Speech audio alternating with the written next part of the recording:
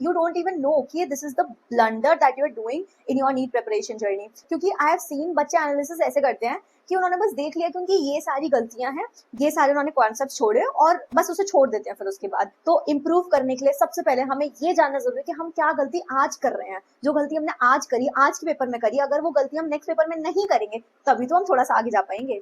Hello everyone, welcome back to my channel.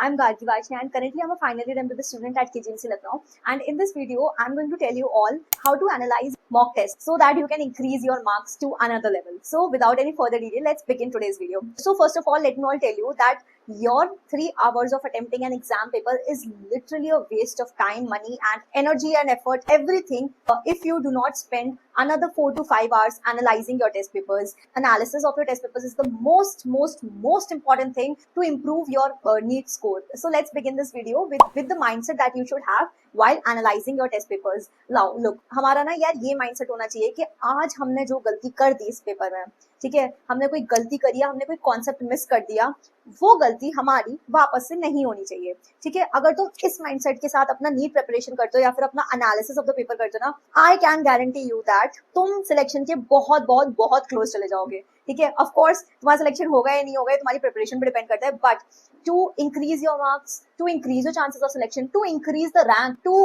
Achieve your goals, everything depends on तुम कितना ज्यादा improve कर रहे हो, ठीक है।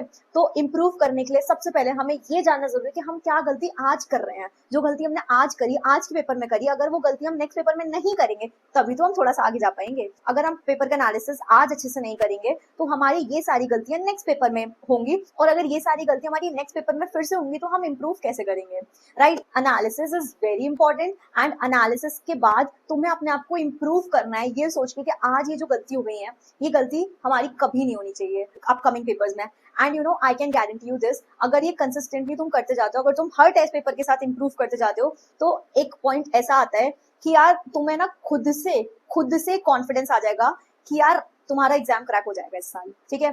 I learn this in my second drop year journey and you know mindset is really very important before analysing your test papers, ठीक है। क्योंकि यार ये बहुत ही ना ऐसी चीज है जो कि no one talks about it, but it is the most basic and it is the most important thing to have before analysing your test papers. क्योंकि आई हैव सीन बच्चे एनालिसिस ऐसे करते हैं कि उन्होंने बस देख लिया क्योंकि ये सारी गलतियां हैं, ये सारे उन्होंने कॉन्सेप्ट छोड़े और बस उसे छोड़ देते हैं फिर उसके बाद। यू डोंट इवन नो कि this is the blunder that you are doing in your NEET preparation journey. तुम्हारा सिलेक्शन सिर्फ इतना सा ये चीज देख के नहीं हो पाएगा, तुम्हें इस पे एक्टिवली मेहनत करनी पड़ेगी, ठीक है। दैट्स व्हाई आई से 3 hours of exam paper is literally a waste of time, money, energy, effort, everything if you do not spend next 4 to 5 minimum 4 to 5 hours analyzing your test papers, ठीक है। तो have this mindset that you will improve in each and every test that you will solve, ठीक है, until your NEET examination. After setting up your mind कि हमें किस तरीके से अपना एनालिसिस करना है, अब जब भी हम एनालिसिस करने बैठेंगे हम ना यार इनफैक्ट 4 टाइप के क्वेश्चंस को मार्क करेंगे, ठीक है। 4 टाइप के क्वेश्चंस हमने क्या क्या मार्क कर रहे हैं। सबसे पहले जो क्वेश्चंस तुम्हारे गलत हुए, ठीक है। सेकंड ऑफ ऑल वो सारे क्वेश्चंस जो कि तुमने छोड़ दिए, ठीक है, तुमने अटेम्प्ट नहीं करे। थर्ड टाइप ऑफ क्वेश्चंस वो क्वेश्चंस जो कि तुम्हारे करेक्ट थे बट तुमने तुक्के मारे थे, तो you need to literally scan for these questions कि कौन से ऐसे क्वेश्चंस हैं जो मैंने तुक्के मारे थे। And fourth type of questions are those जो कि तुमने सॉल्व तो कर लिए बट यू नो तुम ना उस चीज को ना उस कॉन्सेप्ट को ना भूलते जा रहे हो, बट तुमने बहुत ज्यादा जोर लगाया बट तुम्हारा वो हो गया, बट उसमें ना तुम्हें सॉल्व करने में ना टाइम लगा, ठीक है। ये 4 टाइप के क्वेश्चंस हम मार्क करेंगे, ठीक है। And after marking these 4 types of questions हम ना सबसे पहले उन टाइप के क्वेश्चंस पे जाएंगे जो हमने गलत कर दिए, ठीक है। हम ना वो टाइप की गलती का ना रूट कॉज ढूंढेंगे कि यार एक्चुअली में उसका रूट कॉज क्या था जो हमने गलती करी, ठीक है। मे भी हो सकता है कि वो सिली मिस्टेक हो, मे भी शायद से तुम्हारा कॉन्सेप्ट तुम भूल गए हो, ठीक है, तो इसकी वजह से तुम्हारी गलती हो गई हो, ठीक है। या फिर ऐसा हो सकता है कि तुमने रिविजन अच्छे से ना किया हो, XYZ कोई भी रीजन हो सकता है कि तुम्हारा वो क्वेश्चन गलत हुआ। तो जस्ट मेक श्योर कि वो टाइप की गलती एक तो वापस से ना हो, ठीक है। उस टाइप की गलती जैसे कि अगर तुम्हारी कोई सिली मिस्टेक हो गई कैलकुलेशन एरर की वजह से, तो जस्ट मेक श्योर कि यार ये इस टाइप के क्वेश्चन में तुम्हारा कैलकुलेशन एरर हुआ है, अब ये कैलकुलेशन एरर तुम्हारा फिर से नहीं होना चाहिए।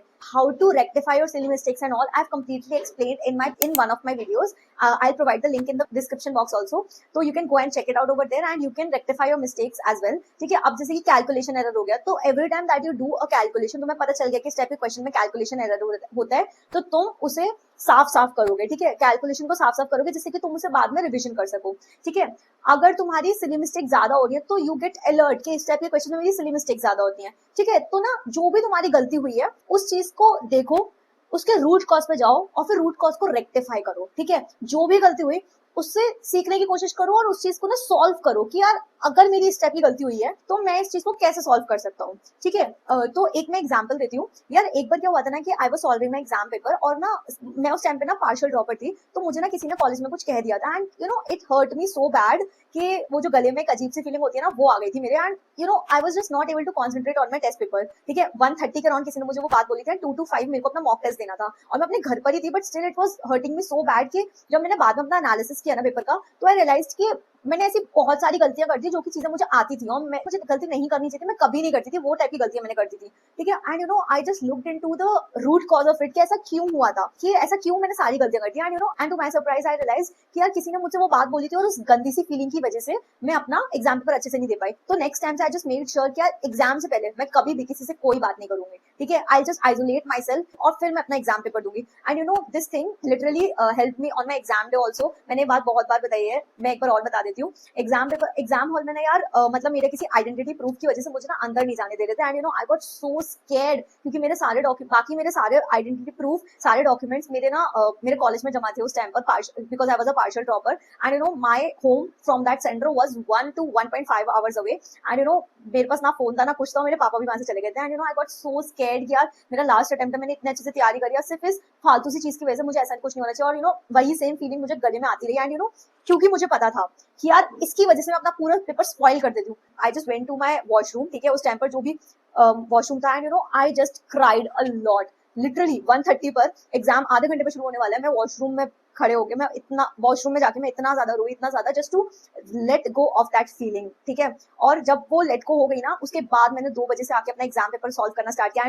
And you already know the result, I scored AIR of 2341 in NEET 2021 examination, ठीक है। अपनी किसी भी टाइप की गलती को ना यार इग्नोर नहीं करना है, ठीक है। कोई भी गलती हो, ठीक है, मेंटली, फिजिकली, साइकोलॉजिकली तुम्हें किसी ने कुछ बोल दिया जिसकी वजह से तुम्हारा ये सब हो रहा है, क्योंकि it will affect your exam, ठीक है। तो ये सारे जितने भी क्वेश्चन होते हैं ना यार, ये तो एकेडमिक गलतियां होती हैं जो कि तुम करते हो, तो इनको तो तुम तब भी ओवरकम कर सकते हो, बट ये जो बाकी टाइप की मिस्टेक्स हम कर देते हैं, जो बाकी टाइप की गलतियां हम करते हैं, हमें इनको भी रेक्टिफाई करना है, इनका भी एक सोल्यूशन ढूंढना है, चाहे कुछ हो जाए, ठीक है। तो हमें किसी भी टाइप की अपनी मिस्टेक्स को अवॉइड नहीं करना है while analysing our test papers, ठीक है। तो जब हमने ये टाइप के क्वेश्चंस को मार्क कर लिया, अपने जितनी भी गलतियां, हमने रूट कॉज निकाला और हमने एक तरीका ढूंढ लिया इनको वो करने का। अब यार ये जो चारों टाइप की हमने मार्क करे हैं क्वेश्चंस, इन चारों टाइप के क्वेश्चंस के सब टॉपिक्स हमें रिवाइज करने हैं, चाहे कुछ हो जाए, on the same very same day. पूरा चैप्टर रिवाइज नहीं करना है, पर वो पर्टिकुलर टॉपिक रिवाइज कर देना है। अगर तुम उस पर्टिकुलर टॉपिक को रिवाइज कर लोगे ना यार, तो ये हो जाएगा कि है ना वो टॉपिक ना तुम्हारा स्ट्रॉन्ग हो जाएगा, ठीक है। और अब उस पर्टिकुलर टॉपिक से तुम्हें वापस से गलती नहीं करनी है, you have to make sure this. एक तो उस टाइप की गलती नहीं करनी है जो भी तुमने गलती, उस पर्टिकुलर टॉपिक से भी तुम्हें गलती नहीं करनी है। You have to revise those very same topics on the same day itself. I know it is a very tedious work to do, ठीक है। एनालिसिस करने में यार बहुत मेहनत लगती है और फिर उसके बाद रिविजन करने में इन सारे टॉपिक्स का तो और ज्यादा मेहनत लगती है, but you know I guarantee you this, अगर तुम ये करते हो ना बहुत डेडिकेटेडली, बहुत ऑनेस्टली, अपने आप से ऑनेस्ट रह के करते हो ना, तुम्हारा स्कोर पक्का पक्का इंक्रीज होता है। क्योंकि यार ये मेहनत, ये this is tried and tested, my mentees have done this and they have literally increased their scores from literally scoring to so less marks to literally getting selected in their exam. Just try this out, it really works. मतलब मेरी एक ऐसे type की गलती और होती थी कि यार नहीं, बस मैंने ना उस चीज के पन्ने पलट के नहीं देखे, बस मैंने वो चीज रिवाइज नहीं करी, इसलिए मेरी गलती हो गई, ठीक है। बस ना बहुत छोटे छोटे से फैक्ट्स, एनसीईआरटी के फैक्ट्स, जैसे कि मॉर्फोलॉजी के कोई एग्जांपल्स या फिर कॉकरोच के डायमेंशंस, बस मैंने ये नहीं किया, उसकी वजह से मेरा बस ये क्वेश्चन गलत हो गया। तो always remember these types of things, I found a way, ठीक है। एंड कंप्लीटली मैंने उसे कैसे सब कुछ किया वो सब मैंने ना एक वीडियो में बता रखा है, you can go and check that video out, it will be of really really really helpful to you, ठीक है।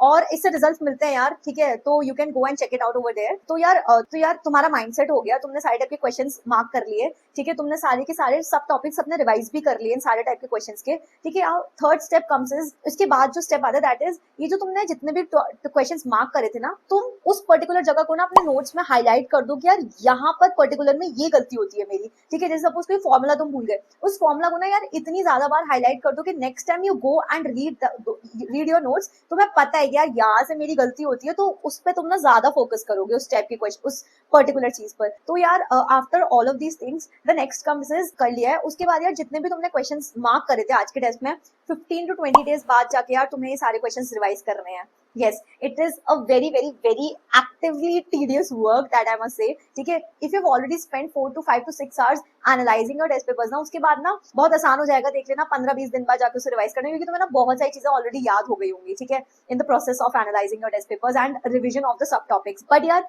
रिविजन ऐसे करना है कि तुम्हें ना बस क्वेश्चन देखना है, खुद से सॉल्व करने की कोशिश करनी है, अगर तुम्हें आ जाए तो दैट्स वेरी गुड, और तुम्हें ना आए तो जाके सोल्यूशन देख लेना है, ठीक है। इससे क्या होगा कि यार जो गलती तुमने पहले करी थी ना, एक बार ना उसका रिवीजन हो जाएगा कि यार ये टाइप की गलती मुझे अगले पेपर में नहीं करनी है, ठीक है। These were all my points that you should do while analyzing your test papers, and I guarantee you that if you do so, you will definitely increase your score to another level. It is a very active process and definitely बहुत मेहनत लगेगी सारा काम करने में, but अगर तुम ये करते हो तो पक्का से तुम्हारे मार्क्स बढ़ते हैं।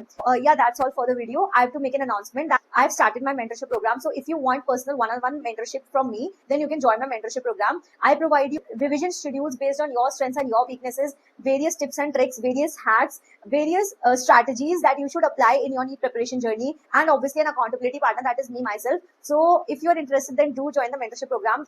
Directly message me on my WhatsApp number. The WhatsApp number and the further details are provided in the description box as well as in the pinned comment. And if you found this video useful, do not forget to hit that subscribe button, because it makes up for all the effort that I put into making such videos. And do not forget to like the video, and also comment down if you are ready to start analyzing your test papers with these strategies that I've told in this video. Okay, bye. We'll meet you in the next video.